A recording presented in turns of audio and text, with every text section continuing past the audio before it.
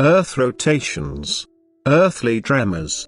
Supplement and explanation regarding number 4348.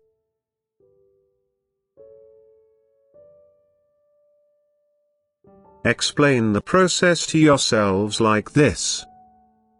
The faster the Earth moves, the shorter the period of time it takes for one rotation, and the stronger becomes the atmospheric pressure that is caused by its movement. Normally this atmospheric pressure should be felt on the Earth's surface, but this is not the case. Hence this is already a scientifically unexplainable deviation from the natural laws, therefore it follows that the natural laws applicable to Earth lose their validity outside of it. Nevertheless, this fast rotation affects the Earth's surface insofar as a crust is being formed which is a suitable growth medium for vegetation, therefore a continuous habitation of the Earth's surface is only possible due to its perpetual rotation, due to the generation of a force which affects the ground, that is, which does not spread outward and dissipates but works from the outside towards the interior of the Earth. This force is life-giving but cannot be explained by human intellect, precisely because it arises and is effective beyond the law. Were the Earth to stop its velocity, all life on it would solidify. On the other hand, however, an increased velocity would encourage abnormal growth but also penetrate and affect the interior of the Earth and bring about eruptions which would endanger the Earth's core and jeopardize its continuation. Such increased velocity is currently happening and its effects will also soon become apparent.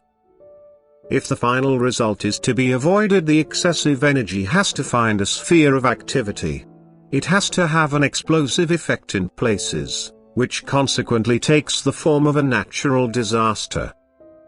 This will slightly reduce the speed of the rotations. The newly generated energy will find new soil which it can animate with plants and animals, and the continued existence of Earth will be guaranteed for a brief period of time again, until human determination once again triggers forces which have not been completely ascertained as yet and which have an all-destructive effect, because they can effectively be described as adverse forces. That is, they work from within towards the outside, and the opposing actions of both forces signifies total destruction, which can certainly be explained to but not understood by people. Spiritually advanced scientists will easily be able to understand this process, for they no longer look at the activity of natural forces beyond the law with so much disbelief, because they know that the sphere beyond Earth is an area which cannot be fathomed with earthly reasoning power, because they are subject to other natural laws than those applicable to Earth. Every celestial body is a world unto itself, and in every celestial body the will of God's love has expressed itself differently, because His countless thoughts are implemented by His might and strength, and every thought testifies to most profound wisdom. According to human opinion, such manifold diversity of God's creations cannot exist, since the power of imagination is limited, but God's thinking is not limited and no obstacles exist for His creativity.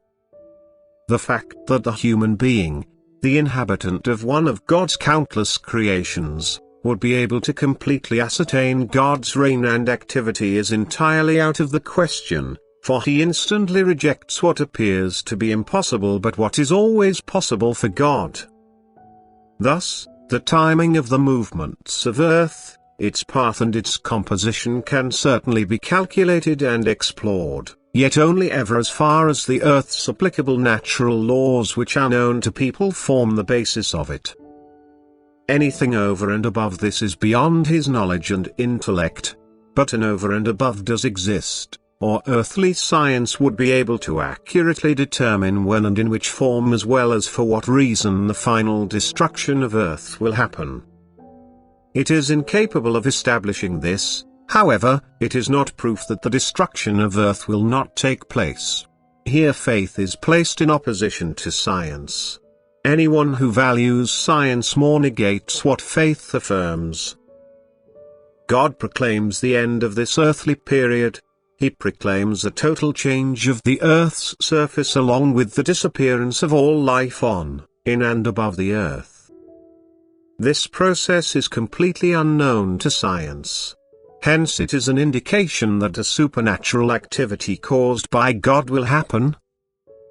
Although not beyond natural law from his point of view, yet for people who do not know all natural laws, all forces to the point that they can indicate and calculate such an event, but that investigations also have to be conducted on the basis of faith if they are to produce truthful results.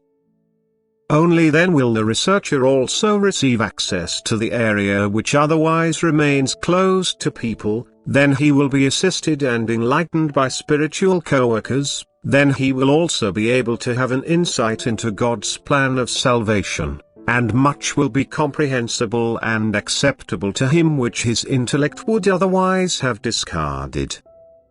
Amen.